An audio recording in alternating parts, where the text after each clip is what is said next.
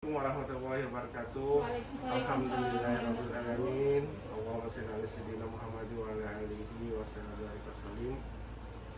Yang kami hormati Bapak Lurah Enok serta stafnya, yang kami hormati Bapak PT Puskesmas Enok, yang kami hormati ketua kader dan ibu-ibu kader yang ada di Kelurahan Enok yang berkesempatan hadir pada kesempatan ini.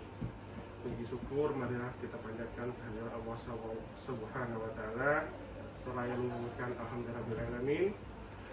Kemudian selawat beriring salam Allahumma shalli ala sayyidina Muhammad wa ala sayyidina Muhammad. Marilah kita panjatkan kepada junjungan kita Nabi besar Muhammad sallallahu alaihi wasallam. Pada kesempatan kali ini kami dari tim Puskesmas Enok ingin memberikan materi tentang pendidikan kesehatan pencegahan dan pengendalian penyakit tidak menular, ya. Karena penyakit tidak menular ini adalah penyakit yang sangat tren saat ini, karena penyakit tidak menular ini menyebabkan angka kesakitan dan kematian cukup tinggi, ya, di negara kita. Bapak, ibu-ibu sekalian, tahu itu PTM, penyakit tidak menular? Tahu ya, alhamdulillah. Alhamdulillah sebagian tahu ya ibu ya. Jadi penyakit tidak menular itu meliputi hipertensi, ya, diabetes mellitus, kemudian kolesterol. Nah, itu salah satunya. Kemudian penyakit jantung dan lain sebagainya. Nah, lanjut ya. Kita bahas tentang pengendalian faktor risiko penyakit tidak menular dengan perilaku cerdik dan patuh. Itu ada triknya dengan perilaku cerdik, ya. Namanya kita singkat dengan cerdik. Cerdik itu ada yang kalimat huruf yang pertama C. Cek kesehatan secara rutin, ya, kesehatan secara rutin itu biasanya meliputi tensi darah, lapor, ya. Kemudian yang berikutnya nyala asap rokok. Nah, unsur asap rokok ini, ya, itu bukan hanya kepala perokok, tapi ibu-ibu atau adik-adik sekalian, anak-anaknya yang orang satu rumah yang ada orang tuanya atau suaminya yang suka merokok, yang masih merokok, itu sudah termasuk, ya. Kemudian, nah ini ada lagi 5 menit lagi. Kalian ini memiliki risiko faktor risiko merokok, dimotivasi untuk berhenti merokok, ya. Jadi yang ibunya mempunyai suami yang merokok itu diharapkan pakai trik tersini untuk supaya suaminya tuh berhenti merokok, karena ini adalah salah satu faktor penyebab PTM. 4 menit lagi. Kemudian berikutnya adalah rajin aktivitas fisik.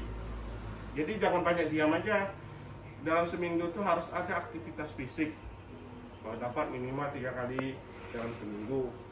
Yang aktivitas fisiknya itu mengeluarkan keringat, gitu. Kalau dapatnya olahraga boleh, menyapu, kegiatan-kegiatan rumah juga boleh, atau kegiatan-kegiatan di kebun kecilnya di belakang di perkarangannya rumahnya juga boleh, ya. Nah, yang terlebih bagus adalah mengikuti senam secara berkelompok. Kemudian yang berikutnya adalah rajin aktivitas fisik. Nah, ini yang tadi udah. Lanjut, diet sehat seimbang, ya. Diet sehat seimbang itu harus mengatur pola makan sesuai dengan pola makan sehat dan gizi seimbang, ya. Itu untuk individu. Kemudian untuk keluarga, membudayakan pola makan sesuai dengan pola makan sehat dan gizi seimbang. Kemudian di posyandu menu sehat untuk PTM. Kegiatan bersama di posyandu melalui kegiatan demo masak dan menu sehat. Jadi kalau dapat di posyandu itu banyak aktivitasnya, termasuk cara mengolah makanan yang sehat, ya. Bagaimana caranya, bagaimana pemilihan menunya, bagaimana pemilihan bahannya. Kemudian yang berikutnya adalah yang berikutnya 10 pedoman gizi seimbang. Nah, ini biasakan mengkonsumsi aneka ragam makanan yang pokok. Kemudian batasi konsumsi penganan manis, asin, dan berlemak. Nah, ini yang terpenting nih. Kemudian lakukan aktivitas fisik yang cukup dan pertahankan berat badan ideal, ya.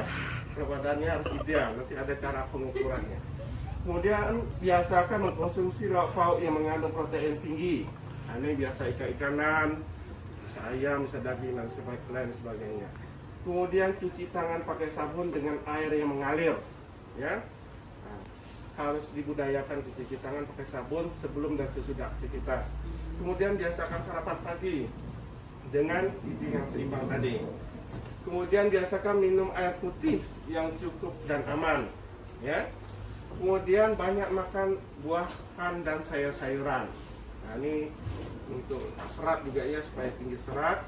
Kemudian biasakan membaca label pada kemasan pangan. Nah, kalau seandainya Bapak Ibu berbelanja di mall atau di minimarket atau di warung, biasakan membaca label pada kemasan pangan ya. Kemudian syukuri dan nikmati aneka ragam makanan. Nah, inilah tadi yang 10 pedoman gizi seimbang. Nah, lanjut. Ini pengaturan pola makan. Bagaimana isi piringnya? 1 menit lagi. Ini ada bermacam-macam teknik, bermacam-macam cara. Kemudian ada sebagian tuh lauk pauk, kemudian ada buah-buahan, ada makanan pokok, ada sayur-sayuran. Inilah yang disebut dengan gizi seimbang. Pola makan kita harus teratur. Kemudian minum air dan 8 gelas sehari. 8 gelas yang satu gelasnya tuh isinya 200 ml ya, jadi 8 gelas. Nah, itu. Kemudian porsi dan komposisi sajian sekali makan yang dianjurkan untuk orang dan berat badan lebih atau obesitas ini ada. Nah, seperti inilah kira-kira. Setengahnya itu adalah harus buah-buahan seperti ini. Kemudian seperempatnya dari makanan itu dengan sumber protein.